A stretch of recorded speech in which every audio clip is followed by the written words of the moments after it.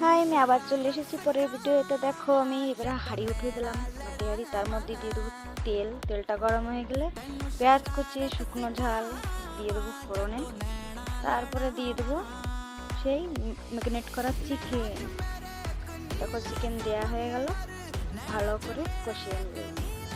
ভালো করে আমার কষানো হয়ে গেছে। এবারে ভাত কটা ভালো করে ফুটিয়ে নেবো। ফোটানোর পরে এবারে দিয়ে দেবো হাঁড়িতে সাজিয়ে সাজিয়ে দিয়ে দেবো চিকেন ফার্স্টে, তারপর দিয়ে দেবো সেই ভাত, তারপরে দিয়ে দেবো ব্রেস্তা, তারপরে দিয়ে দেবো কেশর, দুধ দিয়ে জল, ঘি, সব কিছু দেওয়া হয়ে গেলে এবারে শেষে দিয়ে দেবো একটা বাটিতে করে একটু আগুন ওর মধ্যে থুয়ে দিলাম যাতে ঘ্রাণটা ভালো হয়।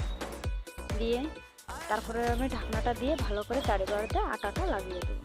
তো দেখো আমার হয়ে গেল দম বিরিয়ানি, একদম গরমা গরম। কি সুন্দর খুশবু আসতেছে, দেখো কি সুন্দর দেখতে। আর এত